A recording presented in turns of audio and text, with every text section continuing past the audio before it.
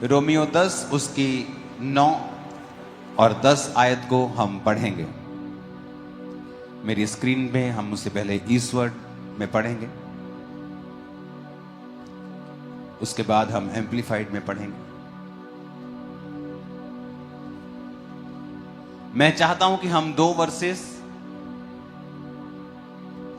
एक नए नियम से एक पुराने नियम से पढ़ें, और आपको बहुत ध्यान से, चाहे आप वॉलंटियर हैं, टीम हैं, बिलीवर हैं, आपको बड़े ध्यान से सुनना है जो मैं आज कह रहा हूं, क्योंकि अगर आप इसे नहीं सुनेंगे और नहीं समझेंगे, आप कंप्लेन करते रहेंगे परमेश्वर को। यू विल कीप कंप्लेनिंग कॉन्टिन्यूअली, आप लगातार प्रभु से ही करते रहेंगे कंप्लेन, और आप नोटिस करेंगे कि आपकी कंप्लेन करने के बावजूद भी आपकी लाइफ में कोई भी सुधार नहीं है, और आप लगातार कंप्लेंट करते जा रहे हैं, लेकिन फिर भी आपकी लाइफ में कुछ भी फर्क नहीं पड़ रहा है। तो ये वचन बड़े ध्यान से समझना है कि ऐसा क्यों है और मैं इसको कैसे चेंज कर सकता हूं, या अगर मुझे अपनी लाइफ को बदलना है तो मैं कैसे बदल सकता हूं। क्योंकि अब जो आपके हाथ में है वो इंपॉर्टेंट है। परमेश्वर ने जो कर दिया है वैसा कोई नहीं कर सकता, लेकिन जो उसने कर दिया है आपको अपनी लाइफ में देखने के लिए, कि अगर उसने कोड़े खा लिए हैं आपकी हीलिंग के लिए, आप अपनी बीमारी के लिए कंप्लेंट करते जा रहे हैं परमेश्वर को, और आप सुधार नहीं देख रहे हो, आप चंगे रहना चाहते हो, आप अच्छे व्यक्ति हो, आप पाप में भी नहीं हो, आप चाहते हो कि आप हील हो जाओ, बट आप हील नहीं हो रहे, और आप कंप्लेंट करते जा रहे हो क्योंकि आपको सुधार नजर नहीं आ रहा है। तो आज का वचन आपको बड़े ध्यान से समझना है कि कहां प्रॉब्लम है। तो एक वचन मैं आपको नया नियम से पढ़ाऊंगा, एक पुराने नियम से। पुराने से इसलिए कि आपको यह समझ आए कि परमेश्वर जो है वो सदा एक सा रहने वाला परमेश्वर है, वो बदलता नहीं है। वो नए नियम में अलग नहीं था या पुराने नियम में अलग नहीं था, वो एक सा ही परमेश्वर है, और उसके रूल्स, उसके वचन, उसका दिल हमेशा एक सा है। जीसस के आने से पहले वो कहता था दांत के बदले दांत, प्राण के बदले प्राण, क्योंकि अगर वो ऐसा ना कहता तो यहूदी कौम बचती नहीं। अगर यहूदी कौम बचती नहीं तो जीसस क्राइस्ट आते नहीं। उसके वंश को बचाने के लिए परमेश्वर ने कहा था दांत के बदले दांत, प्राण के बदले प्राण। इसलिए नहीं कि परमेश्वर बदला चाहता था, इसलिए कि परमेश्वर जीसस क्राइस्ट के वंश को बचा के रखना चाहते थे। और जब यीशु मसीह आ गए तो जीसस ने कहा तुमने सुना है कि दांत के बदले दांत और प्राण के बदले प्राण, लेकिन मैं तुमसे कहता हूं कि अब तुम अपने वैरी से प्रेम करो, और दांत के बदले दांत नहीं, प्राण के बदले प्राण नहीं। लोगों को लगा कि परमेश्वर अब नरम हो गया है, परमेश्वर अब ठंडा हो गया है, परमेश्वर अब और दयालु हो गया है, जबकि ऐसा नहीं है। परमेश्वर पहले से ही दयालु था और पहले से ही प्रेमी था, लेकिन जीसस क्राइस्ट का वंश बचा रहे, इसलिए वो लोग राजाओं के साथ लड़ते थे ताकि उनका वंश बचा रहे। इसलिए कि जब यीशु मसीह आए और पूरी दुनिया उसके द्वारा उद्धार पाए, ये योजना शैतान खराब ना कर सके। इसीलिए आज जब कलीसियाओं पर जुल्म होते हैं, विश्वासियों के ऊपर जुल्म होते हैं, वो डंडा, तलवारें और बंदूकें लेके लड़ते नहीं हैं, वो प्राण के बदले प्राण नहीं मांगते हैं, क्योंकि अब ये वचन पूरा होता है कि जीसस ने कहा अब तुम्हें ये करने की जरूरत नहीं, क्योंकि मैं आ चुका हूं। जब मैंने आ गया और अब मैं अपनी जान अपने लोगों के लिए दूंगा, अब आपके लिए ये जरूरी नहीं कि आप प्राण के बदले प्राण मांगे, अब मैं आपके लिए प्राण दे दूंगा। अब आपको दुश्मन को ब्लेस करना है, सताने वालों के लिए प्रार्थना करनी है। और अब रोमियो 10 उसकी 9 आयत को पहले हम पढ़ेंगे। उसमें लिखा है यदि तू अपने मुंह से, 1 2 3 मैं बोलूंगा, हम सब इकट्ठे पढ़ेंगे। चर्च में ये पढ़ना बड़ा जरूरी है। इसको स्क्रीन के ऊपर सिर्फ आयत को बड़ा कर दो अगर कर सकते हो तो। रोमियो 10 उसकी 9 आयत को पढ़ेंगे ऊंची ऊंची आवाज में। 1 2 3।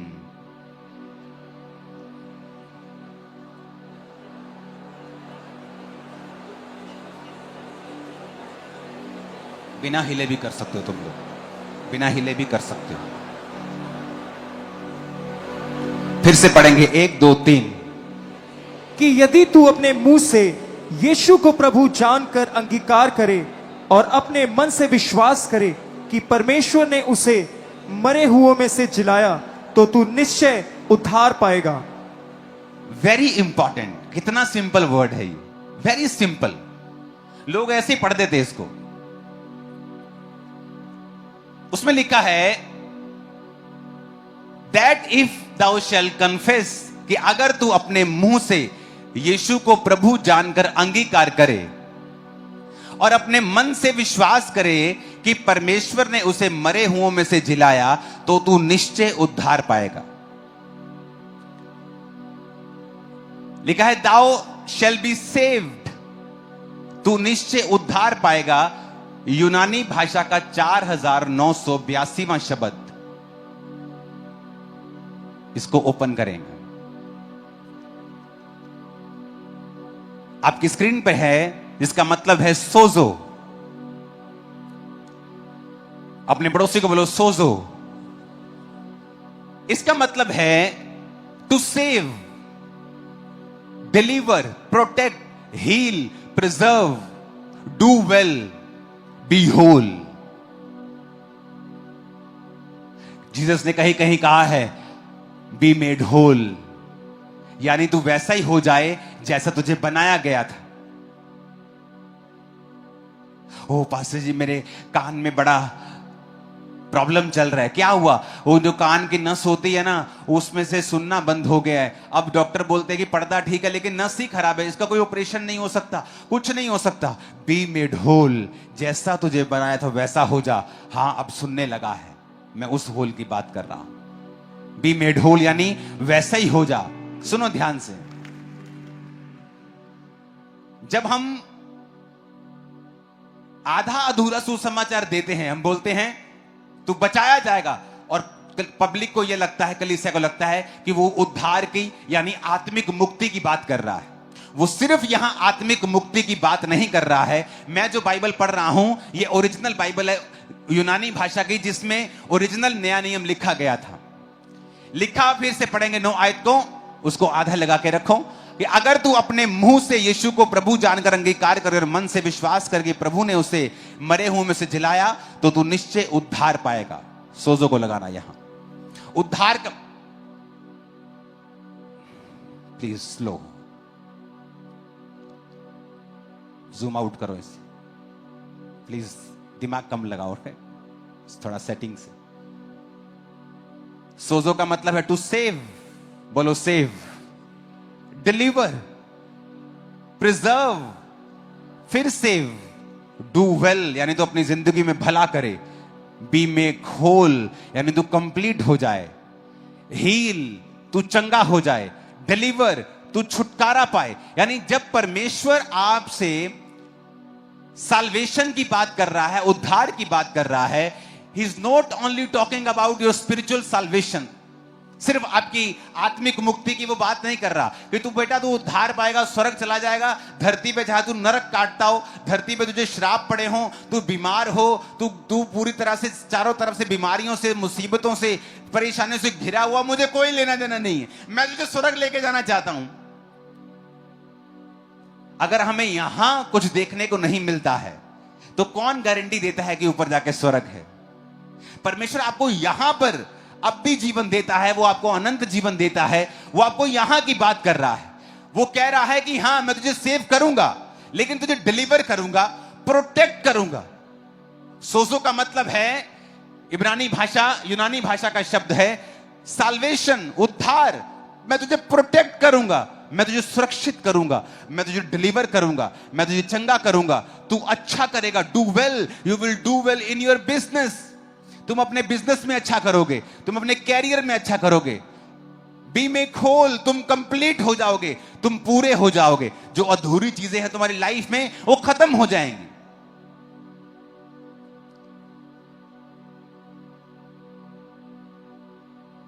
अब हम एम्पलीफाइड बाइबल पढ़ेंगे। इधर अगर तुम खोल सकते तो खोलना, वो रहने देना आधा उधर। अब आपको ये मैंने समझा दिया कि उद्धार है क्या, लेकिन मेरा ये प्रचार आज का ये नहीं है। मैं वहां जाने की कोशिश कर रहा हूं जो प्रभु ने मुझे आप लोगों के लिए दिया है।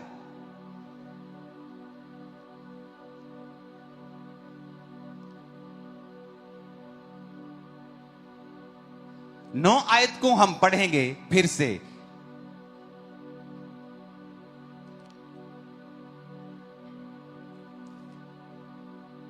अब मैंने आपको यह समझा दिया कि सोजो यानी उद्धार का मतलब सिर्फ उद्धार नहीं है आत्मिक।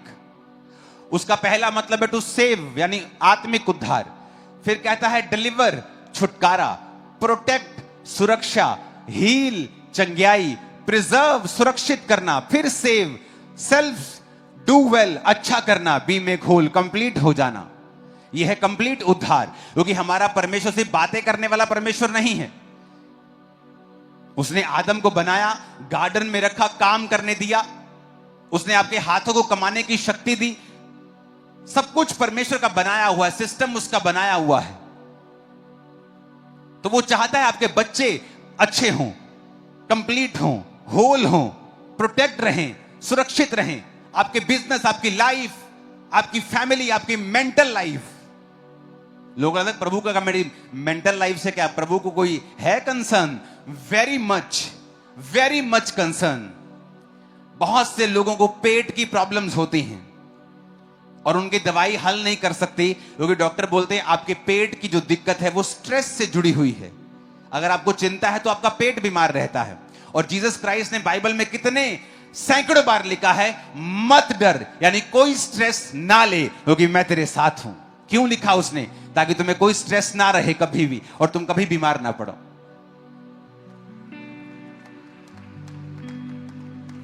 Hallelujah, hallelujah.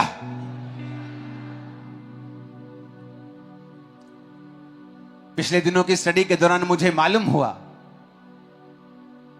कि जो 2005 में मुझे एक पेट की प्रॉब्लम हुई थी, मैंने कभी उसकी सर्च नहीं की। 5 में कोई इंटरनेट नहीं था फोन के ऊपर, तो कोई सर्च नहीं होती थी। तो 2005 में अगर आप बाइबल में, अगर आप इंटरनेट पे जाएंगे तो आपको कई डाइजेस्टिव रोग मिलेंगे। वो कभी भी जब आप डॉक्टर के पास जाते तो एंटी एसिड्स की गोलियां लगा देते हैं आपको, और वो रोग कभी ठीक नहीं होता। 25-25 साल से लोग गोलियां खा रहे थे। और जब मैं 2.5 महीने दवाई खा के डॉक्टर के पास जाके पूछा कि डॉक्टर साहब मेरे को तो बस हो गई, मैं तो सिर्फ यही खा सकता हूं, या मैं दवाई खाता हूं तो बस ठीक रहता हूं, मुझे कितनी देर खानी पड़ेगी? तो डॉक्टर ने कहा था लोग 12-12 साल से खा रहे हैं, आप पूछो ही मत। आप मेरे से मत पूछना कि कितनी देर खानी पड़ेगी, बस या एक तरह जैसे बीपी की गोली लग जाती है, गोली लग गई। और मुझे याद है उसी नाइट मैंने वो मेडिसिन फेंक दी थी और खुदा ने मुझे हील कर दिया था। सुनो मेरी बात, प्रॉब्लम यह नहीं कि मसीह या धर्मी को हो नहीं सकती, वो एक परीक्षा हो सकती है। लेकिन मैं आपको यह सिखा रहा हूं कि परमेश्वर ने बाइबल में जो लिखा है वो सारा कुछ आपकी फिजिकल हेल्थ के लिए है, मेंटल हेल्थ के लिए है, फाइनेंशियल हेल्थ के लिए है, फैमिली हेल्थ के लिए है। परमेश्वर चिंता करता है आपके बच्चों की, आपके दिमाग की, आपकी सोचों की, आपके शरीर की, आपके फाइनेंस की, आपके घर की, एवरीथिंग जो आपके साथ है। जैसे आप अपने बच्चे की हर एक तरह से चिंता करते हैं, या क्या मेंटल लेवल में बढ़ रहा है, क्या शरीर में बढ़ रहा है, क्या आत्मा में बढ़ रहा है, क्या नॉलेज में बढ़ रहा है, क्या पढ़ाई में अच्छा है। प्रभु भी आपकी सब तरफ से चिंता करते हैं। लेकिन हमें बाइबल पढ़नी पड़ेगी वो समझने के लिए। अब यह बात हमें समझ में आ गई है कि उद्धार का मतलब सिर्फ आत्मिक नहीं है, परमेश्वर हमें सब तरफ से बचाना चाहता है। ओके, अब फिर से 9 आयत को पढ़ेंगे। लिखा, because if you acknowledge and confess with your mouth. अब हम यहां पर देखेंगे, यहां 3 चीजें हैं, अब ध्यान से समझना। पहली चीज है, पहले हम जाएंगे तीसरी चीज के ऊपर। ओके, कौन सी चीज की? बोलो अपने पड़ोसी को, तीसरी चीज के ऊपर जो है you will be saved. Okay, third हम देखेंगे रिजल्ट। रिजल्ट क्या है? परमेश्वर ने कहा यू विल बी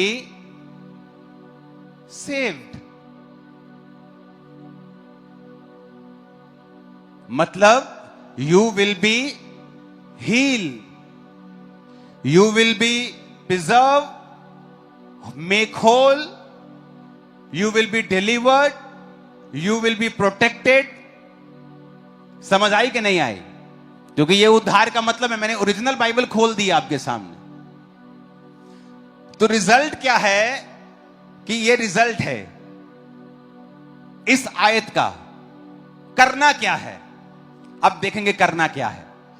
पहला काम करना है, कहता इफ यू एक्नॉलेज, उस आयत को फिर से पढ़ेंगे हम। यदि तू मुंह से यीशु को प्रभु जानकर अंगीकार करे। आप पहले सोचेंगे फिर बोलेंगे, पहले दिमाग में आएगा फिर समझ रहे मेरी बात के नहीं? तो दिमाग में इफ यू एक्नॉलेज, पहला काम विश्वास करना कि यीशु ही प्रभु है। एक्नॉलेज। दूसरा काम उसने कुछ कहा है, कहता and confess with your mouth. लोगों को लगता है कि विश्वास कर लिया ना मैंने अंदर, खत्म काम। काम खत्म नहीं हुआ। पहला काम है विश्वास करना। दूसरा काम है मुंह से बोलना। रिजल्ट आ जाएगा, तुम चंगे हो जाओगे, प्रिजर्व हो जाओगे, डू वेल, मेक होल। बड़े ध्यान से समझने की जरूरत है। अब प्रॉब्लम यह है कि जब लोग बीमार हैं, मान लो हम ये केस लेते हैं हील वाला, कि लोग बीमार हैं, ओके, क्या तुम प्रभु पे विश्वास करते हो? हां। क्या तुम अंगीकार करते हो? हां, मैं यीशु को यीशु कहता हूं। नो नो नो, ये उसने फॉर्मूला दिया है। ये वचन फॉर्मूला है। रोमियो 10 उसकी 9 आयत एक फार्मूला है। फार्मूला क्या है कि जो तुम्हें चाहिए उस पर विश्वास करना। अब आगे पढ़ो, ये देखो क्या लिखा है। Confess with your mouth that Jesus is Lord, recognising his power, authority and majesty as God. ये एम्प्लीफाइड बाइबल आपने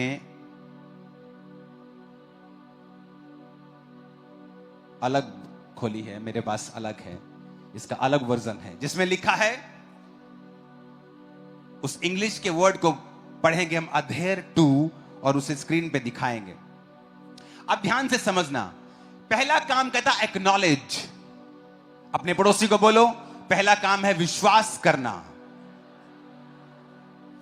अब मैं एक वचन आपके लिए पढ़ूंगा, इब्रानिया 10 उसकी 23 आयत को पढ़ूंगा, स्क्रीन पे देखो।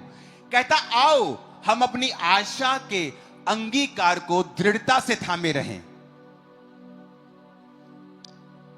कहता आओ हम अपने आशा का अंगीकार, मेरी आशा। एक व्यक्ति बीमार है, वो आशा करता है चंगाई की।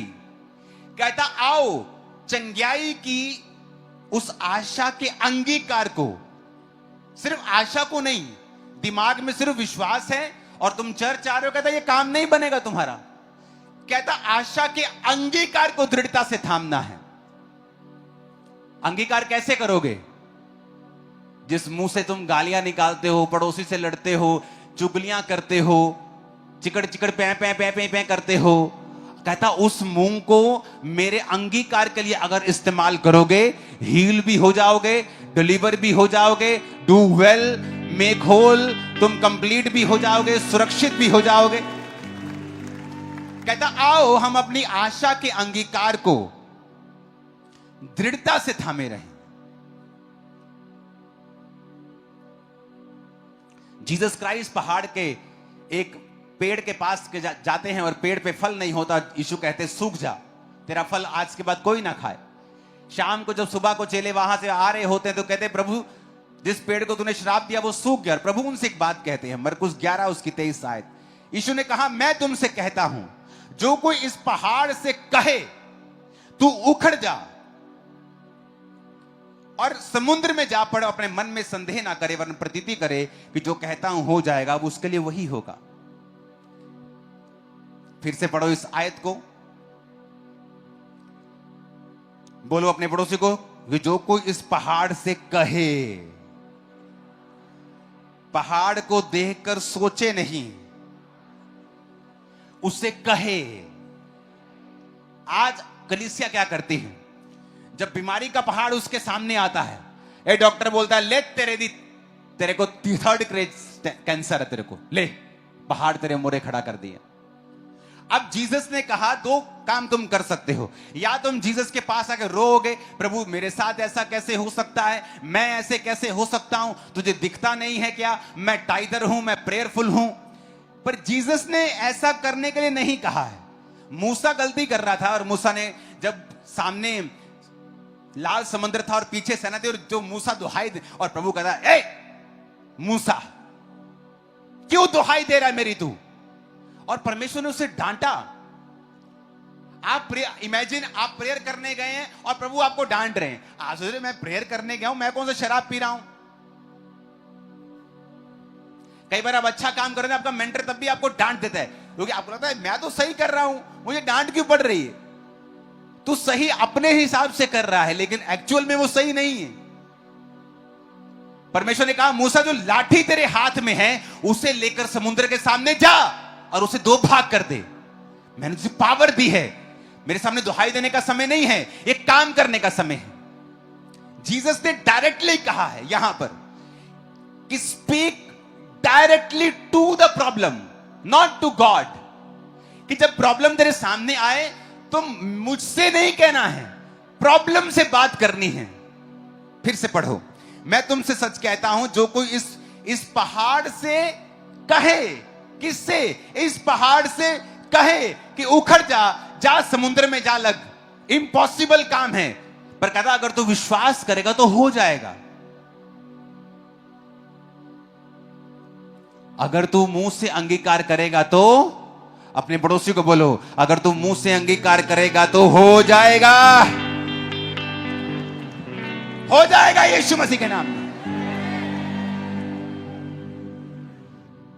आप मेरी बात समझ रहे कि नहीं। जीसस ने कहा, रोमियो 10, फिर उसकी 10 को पढ़ेंगे, अभी 9 को नहीं। उसने कहा धार्मिकता के लिए मन से विश्वास।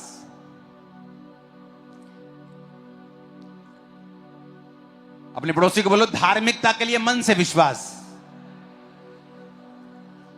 अब समझो ध्यान से, अगर आपको परमेश्वर से मिरेकल लेना है,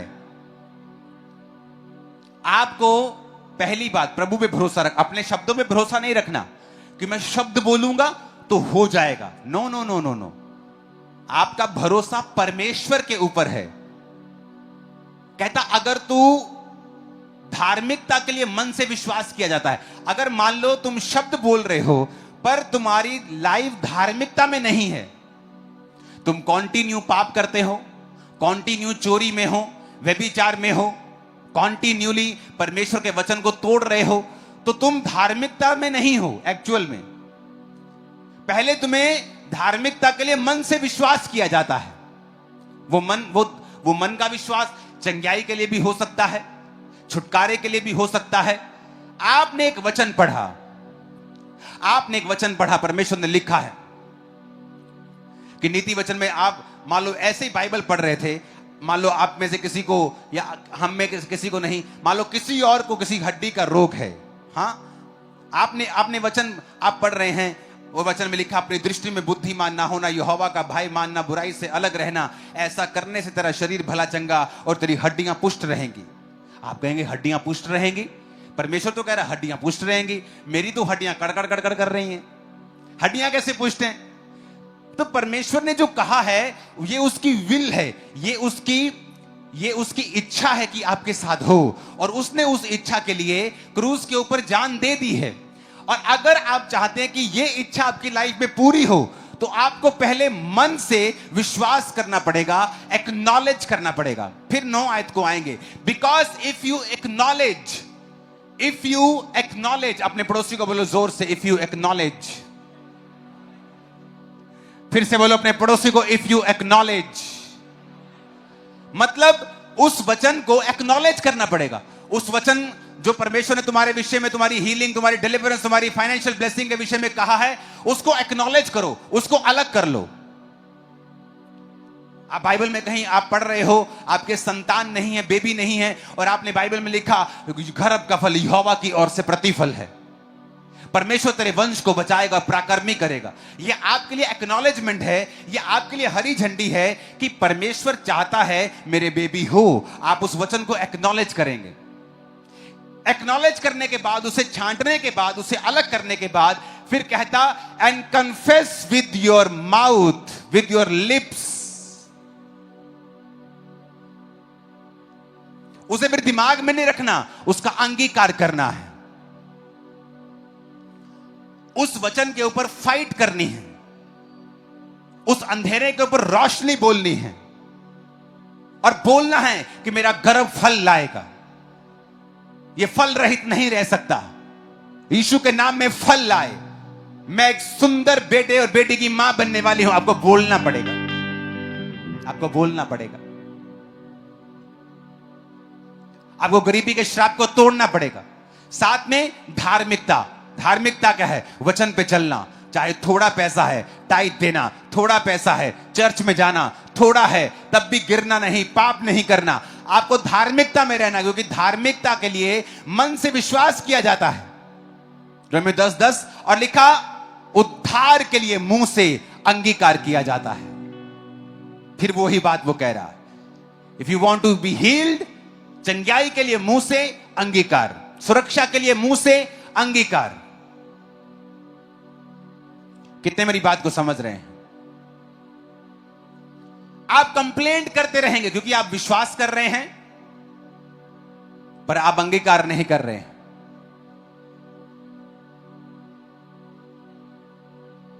आपका अंगीकार ऐसा, चर्च में यीशु के नाम में चंगे हो जो, तुम चंगे हो चुके हो, आमीन। जैसे आप घर जाएंगे, ओ मेरा बहुत बुरा हाल है, मेरा बहुत बुरा हाल है, मेरी टांगे दर्द कर रही, बहुत बुरा हाल है।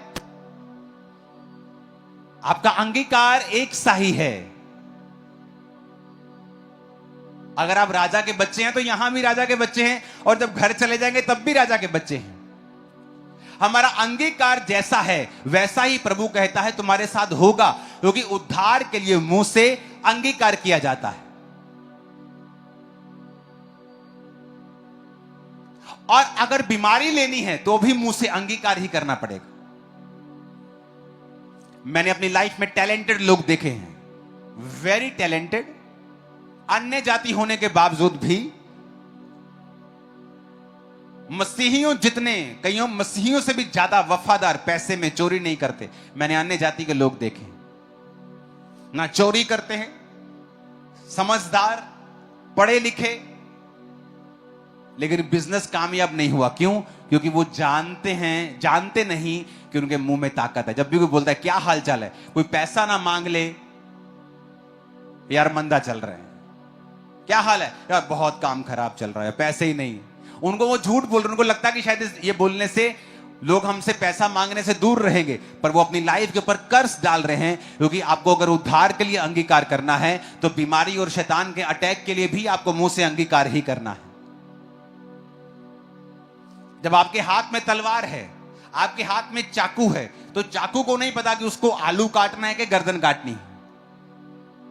वो आलू भी काट सकता है और गर्दन भी काट सकता है। ये तो चलाने वाले के ऊपर निर्भर करता है कि उसको आलू काटना है कि गर्दन काटनी है, कि उंगली काटनी है। तो जीसस ने ये कह दिया है कि because if you acknowledge and confess with your lips, यानी दो चीजें तुम्हें करनी है, एक्नॉलेज करना है, कन्फेस करना है, और रिजल्ट आ जाएगा, you will be saved. Result आ जाएगा। आप गरीबी के श्राप के नीचे हैं, आपको एक्नॉलेज करना है कि जीसस ने कहा मैं कंगालों को सुसमाचार सुनाने के लिए आया हूं। तो फिर कंगालों को सुसमाचार क्या है? अगर कंगाल ने कंगाल ही रहना है तो फिर उसके लिए थोड़ी सुसमाचार है। आप किसी कंगाल को जाके बोले तो कंगाल ही रहेगा, लेकिन हेवन चला जाएगा। और बोलेगा ठीक है, लेकिन यहां क्या करूंगा? जीसस ने कहा अगर हम अंधे को जाके बोलें कि तू अंधा ही रहेगा लेकिन स्वर्ग चला जाएगा। परमेश्वर ने कहा जाओ अंधों को आंखें दो, लंगड़ों को चलाओ, कंगालों को सुसमाचार दो कि जीसस तुम्हारे लिए कंगाल बना ताकि तुम्हारे कंगाल पुणे के श्राप को सदा के लिए खत्म कर सके। अब तुम्हें कंगाल रहने की जरूरत नहीं है। अब मेरा अंगीकार क्या है? पहले एक्नॉलेजमेंट। क्या एक्नॉलेजमेंट? कि जीसस मेरे लिए कंगाल हुए, वो मेरे लिए आए। मैं पहले एक्नॉलेज करूंगा, पहले दिमाग में बिठाऊंगा कि मेरी ये कंगाल पुणे के लिए परमेश्वर ने मेरा काम कर दिया है। उसके बाद मैं अपने मुंह से अंगीकार करूंगा रोज, चाहे घर में 4 बर्तन हो, सिर्फ वो भी आपने सामने सजा के रखे, सिर्फ 4 बर्तन आपके पास, लेकिन आपका मुंह का अंगीकार यही होगा, आई एम सुपर ब्लेस्ड, मैं आशीषित हूं, मैं आगे बढ़ रहा हूं, मेरा परिवार आगे बढ़ रहा है। परमेश्वर मेरे लिए कंगाल हुआ कि मैं श्राप से सदा के लिए आजाद हो सकूं। आप वो पूछेगा भाई कैसे हो? मैं सुपर ब्लेस्ड हूं, मैं आगे बढ़ रहा हूं। और आप देखना, जो आप बोलते रहेंगे आपकी लाइफ में वैसा होना शुरू हो जाएगा और आप हैरान होंगे, क्योंकि 2 काम आपने करने हैं और तीसरा खुदा ने करना है। तो जीसस ने कहा पहला काम है speak directly to the problem. जब मुश्किल आए तो डायरेक्ट मुश्किल से बात करनी है। जीसस की तरफ रोते हुए कंप्लेंट करते हुए नहीं आना है। यीशु मसीह जा रहे नाव में, तूफान आ गया और चेले जब नाव डूबने लगी तो यीशु को उठा के कंप्लेंट करते, कहता तुझे मालूम नहीं गुरु, क्या तुझे चिंता नहीं हम डूबे जाते हैं?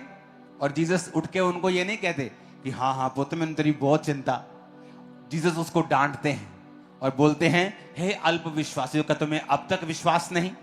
कहते हैं हम डूब रहे हैं, हम यीशु को पुकार रहे हैं, हम तो जीसस के पास है, हम कौन सा किसी इंसान को आवाज लगा रहे हैं या किसी बेड़ी का इंतजाम कर रहे हैं या जैकेट्स का इंतजाम कर रहे हैं? हम तो जीसस के पास कह रहे हैं कि हमें बचा, और जीसस तब भी नाराज है हमसे। और जीसस कहते हैं हाँ तुम अल्प विश्वासी हो। और जीसस उठते हैं और बोलते हैं शांत रहे और थम जा, और सारा पानी शांत और थम जाता है। यानी जीसस ये एक्सपेक्ट कर रहे थे कि जो मैं कर रहा हूं तुम क्यों नहीं कर रहे हो, तुम खुद क्यों नहीं कर रहे हो, तुम मुझे क्यों कह रहे हो, तुम मुझे कैंसर के बारे में क्यों बता रहे हो, मुझे पता है। तुम मुझे बीमारी और इस प्रॉब्लम के बारे में, डिप्रेशन के बारे में क्यों बता रहे हो, मुझे पता है। तुम्हारा विश्वास कहां है? Speak direct to the problem. सीधा अपनी प्रॉब्लम से बात करो। कितने मेरी बात को समझ रहे हैं? Hallelujah, hallelujah.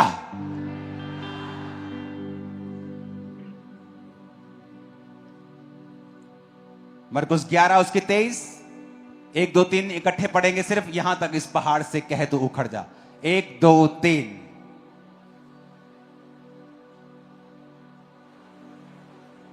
फिर से पढ़ेंगे क्वायर के साथ। 1 2 3।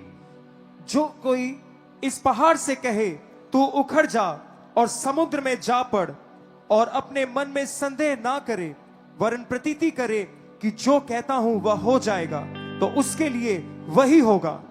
आमीन। अब दूसरा कुरिन्थिया 4 उसकी 13 आयत में लिखा है, इसलिए कि हम में वही विश्वास का आत्मा है जिसके विषय में लिखा है मैंने विश्वास किया इसलिए मैं बोला। बोलो पड़ोसी को, इसलिए मैं बोला क्योंकि मैंने विश्वास किया। अतः हम भी विश्वास करते हैं इसीलिए बोलते हैं। ऊंची आवाज में बोलो आमीन। यानी अगर आप बिलीवर हैं और विश्वास करते हैं तो आप क्या करेंगे? फिर क्या करेंगे? ऊंची आवाज में सुना नहीं, क्या बोले? क्या करेंगे? क्या करेंगे? आप बोलेंगे, आप बोलेंगे। Words, words. आप सोचेंगे नहीं ये पहाड़ उखड़ेगा कि नहीं उखड़ेगा, ये प्रॉब्लम जाएगी कि नहीं जाएगी। आप अपनी जगह अड़े और खड़े रहेंगे, और वही गवाही के साथ आते हैं जो अड़े और खड़े रहते हैं।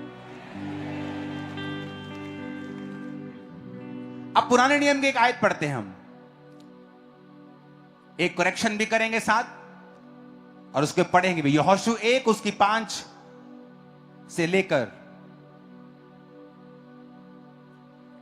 9 आयत, यहोशू 1 उसकी 5 से लेके 9 आयत। तेरे जीवन भर कोई तेरे सामने ठहर ना सकेगा, जैसे मैं मूसा के संग रहा वैसे ही तेरे संग भी रहूंगा, और ना तो मैं तुझे धोखा दूंगा और ना तुझको छोड़ूंगा, इसलिए हियाव बांधकर दृढ़ हो जा। अब हम इसे स्क्रीन के ऊपर भी पढ़ेंगे, अगर नहीं है तो इसे निकालना पड़ेगा आपको। दूसरी लोगों के लिए जो स्क्रीन है उसके ऊपर भी, क्योंकि ये वचन आपको नहीं, इसे मुझे इंग्लिश में चाहिए। यहां पर एक वचन को आपको बड़े ध्यान से स्टडी करना पड़ता है। अगर आप मेरे इधर ईस्वर्ड बाइबल में निकाल सकते हैं, उसको निकालेंगे हम। पहला यहोशू 5 उसकी सिर्फ 8 आयत को, उसको लेकिन ईस्वर्ड में निकालेंगे, यानी पुरानी इब्रानी भाषा में। ये यूनानी में नहीं है, पुराना वचन नया यूनानी में है। पुराना टेस्टामेंट जैसे हम ओल्ड टेस्टामेंट कहते हैं, वो इब्रानी भाषा में लिखा गया था। उसकी हम 1 अध्याय के 8 आयत को पढ़ेंगे। अब यहां पर परमेश्वर ने कहा है कि मैं तेरे संग रहूंगा। जैसे मूसा जब मर गया, खुदा के पास चला गया, तो परमेश्वर ने यहोशू को चुना और यहोशू को वायदा किया कि तू अब दृढ़ हो जा, अब तुझे मेरा काम करना है, कोई जीवन भर तेरे सामने ठहर नहीं सकेगा। यह बड़ी एक जबरदस्त लाइन है कि कोई भी जीवन भर तेरे सामने ठहर नहीं सकेगा, यानी तेरे सारे दुश्मन निराश होंगे, सदा हारेंगे तुझसे।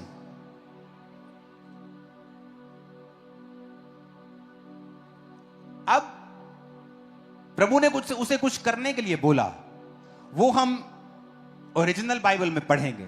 इसकी 8 आयत को ऊपर करेंगे। यहोशू 1 उसकी 8 आयत।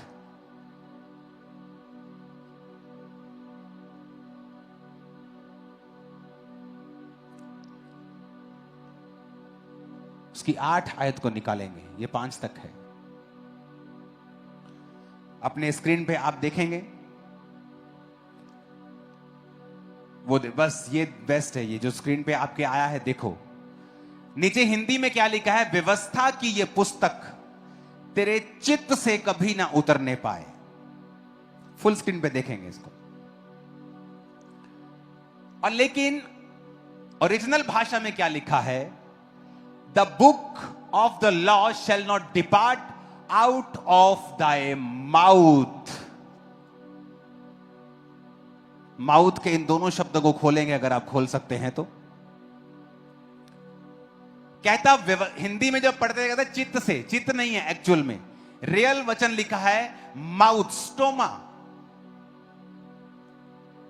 रियल वचन है स्टोमा। ये आपने कौन सा खोला है? 4482। ओके, 6310 वाला खोलो, इब्रानी भाषा का। अब इसे ध्यान से समझना कि आपको मैं ये बता रहा हूं कि परमेश्वर नए नियम में और पुराने नियम में दोनों जगह सेम था। नीचे की स्क्रीन के ऊपर आप वही आयत को देखेंगे, हिंदी इंग्लिश में इकट्ठा, जैसे पहले हम देख रहे थे।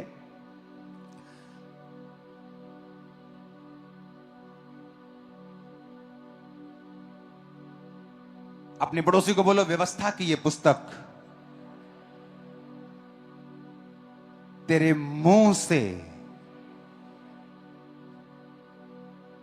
फिर से बोलो ऊंची आवाज में, तेरे मुंह से, फिर से बोलो तेरे मुंह से। इब्रानी भाषा में इसमें वचन इब्रानी भाषा में यूज किया है पेह। यूनानी भाषा में आई थिंक स्टोमा, जिसका मतलब है हथियार, कि तेरा मुंह एक हथियार है, तेज धार हथियार। यानी तेरा मुंह सिर्फ मुंह नहीं है, ये एक वेपन है। लेकिन प्रभु ने कहा सारा कुछ अच्छा रहेगा तेरी लाइफ में, पर कहता व्यवस्था की यह पुस्तक तेरे मुंह से कभी ना उतरे। जिसका मतलब क्या है कि सिर्फ तुझे मन में विश्वास नहीं करना, अपने मुंह से इसे बोलना भी है। ऊंची आवाज से बोलो हालेलुया। तो आपके बाइबल में जहां चित्र लिखा है ना, उसको काट के मुंह कर लेना अपन, ओके? क्योंकि ओरिजिनल भाषा में है पे, तेरे मुंह से कभी भी उतरने ना पाए, द माउथ।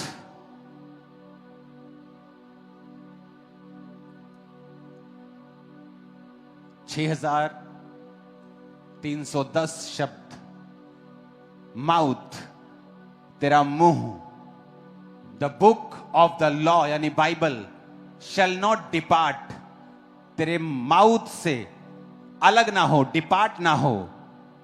व्यवस्था की ये पुस्तक तेरे मुंह से अलग ना हो। तेरे दिल में है धार्मिकता के लिए मन से विश्वास, उद्धार के लिए मुंह से अंगीकार किया जाता है। आपको अंगीकार करना है। आपका बच्चा एवरेज है, आप अंगीकार करेंगे सिर पे हाथ रख के, तू बेस्ट रिजल्ट देने वाला है, तू बेस्ट ऊंचाई पे जाने वाला है। अंगीकार, आपके वचन वही कर देंगे जो आप बोलेंगे। आप एक कदम चल नहीं सकते, अपने घुटनों पे हाथ रख के रोज अंगीकार करेंगे, उसके कोड़े खाने से मैं चंगा हो चुका हूं, मैं चलूंगा ही नहीं, मैं दौड़ूंगा, मैं दौड़ूंगी, रोज अंगीकार करेंगे। आप प्रॉब्लम लेकर खुदा से बात कर रहे हैं और खुदा आपसे नाराज होता है। उसने कहा है, बाइबल में लिखा है, speak directly to the problem. पहाड़ से कहे, मेरे पास आ और बोल कि पिता पहाड़ को हटा दे, तो मैं पहाड़ को हटा दूंगा, ऐसा नहीं लिखा है। उसने कहा है, जब तू समुद्र पहाड़ से कहे, पहाड़ से कहे कि जाओ और उखड़ जाओ और समुद्र में जा पड़, ऐसा हो जाएगा। अंगीकार, बोलो अपने पड़ोसी को अंगीकार। ऊंची आवाज में बोलो अंगीकार। फिर से बोलो ऊंची आवाज में, आमीन।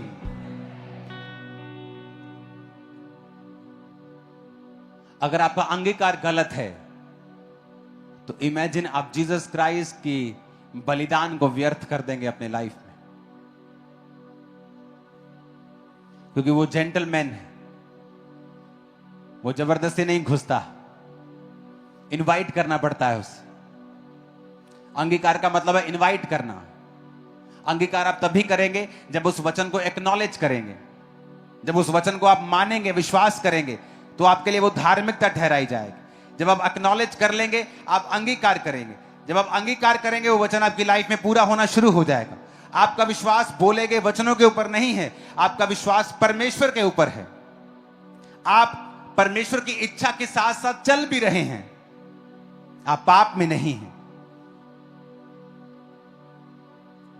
ऊंची आवाज से बोलो हालेलुया। और आपका मकसद परमेश्वर की महिमा है। आपका मकसद ये नहीं है कि जब मैं चंगा हो जाऊंगा ना, अब तो मुझे यार आधा घंटा लगता है ठेके पे जाने में, घर से निकलता हूं आधा घंटा लगता है यार, धीरे धीरे जाना पड़ता है ठेके पे। जब मैं ठीक हो जाऊंगा ना, भाग भाग के जाया करूंगा, 5 मिनट में भाई साहब ठेके पे, 10 मिनट में पौवा अंदर, अद्धे घंटे जब सुरूर च। हाँ, इसका मतलब मकसद गलत है। जब कहता मकसद गलत है तो बोला गया और विश्वास फिर काम नहीं आता। मकसद सही होना चाहिए कि प्रभु मैं विश्वास करता हूं, दूसरा उसके साथ चलना, उसकी इच्छा में रहना और अंगीकार करना। और मकसद, प्रभु अगर तू मुझे चंगा करता है, मैं गवाही दूंगा, पवित्रताई में चलूंगा, तेरी सेवा करूंगा। मकसद, आमीन। इस वचन को दोबारा जरूर सुनना घर जाके, और कोशिश करना इसे रोज सुनना कुछ दिन, जब तक ये आपकी आंतड़ियों में घुस नहीं जाता। फिर आप प्रभु को कंप्लेंट करना बंद कर देंगे, प्रभु तू यू क्यों नहीं कर रहा, ये क्यों नहीं कर रहा। आप समझ जाएंगे अब मुझे करना है, एक्नॉलेज करना है, उस वचन को ढूंढना है जिसकी मुझे जरूरत है, विश्वास करना है, अपनी जिंदगी को सही रख के परमेश्वर के साथ चलना है, उसके मकसद प्रभु की महिमा करना होना चाहिए, फिर अंगीकार करना है और करते रहना है। उसका काम फिर अगला उसका काम है। कहता है यू विल बी सेव्ड, तुम उद्धार पाओगे, तुम चंगे हो, तुम सुरक्षित हो, तुम सुरक्षित हो, तुम डिलीवर हो, तुम भी मेड पूरे कंप्लीट हो। आमीन ऊंचे वाला चाहिए चर्च, आमीन ऊंचे वाला चाहिए चर्च। तुम कंप्लीट हो जाओ, चंगे हो जाओ, आत्मिक बचाए जाओगे, शारीरिक चंगे हो जाओगे, मानसिक चंगे हो जाओगे। आमीन। कितना आसान है ना। कई बार मुश्किल लगता है, लेकिन आदत डालनी होगी। कई बार परमेश्वर आपको हिलाता है, आप बोलते ओ प्रभु क्या हो गया, ये क्या हो गया मेरे फाइनेंस को एकदम से, ये मेरे शरीर को क्या हो गया। प्रभु कहता है तू एक बड़ा हिस्सा मिस कर रहा है बाइबल में, लेकिन तुझे वो समझ नहीं आएगा, तुझे हिलाना पड़ेगा। जब मैं तुझे हिलाऊंगा वो तुझे मारने के लिए नहीं है, बल्कि तेरी आंखों को ओपन करने के लिए है। और जब तुम्हारी आईज उस ट्रुथ के लिए ओपन हो जाएंगी, और जहां कहीं फिर सच होगा, आत्मा होगा, वहां आजादी होगी। Hallelujah, hallelujah. तो कई बार वो आपको इन चीजों से गुजरने देता है ताकि उस ट्रुथ के लिए आपकी आईज ओपन हो जाए। जब आपकी आईज ओपन होती हैं, आप हजारों लाखों की आईज को ओपन कर देते हैं। बदलाव के लिए कभी भी लाखों की जरूरत नहीं होती। एक अगर बदल जाए तो वो लाखों को बदल सकता है। आप एक ही हैं जो अपने परिवारों को बदल देंगे। आप अपने परिवार के मूसा होंगे और बेस्ट बेस्ट बेस्ट अगुए होंगे। आमीन। और ये प्रभु की इच्छा है आप लोगों के लिए।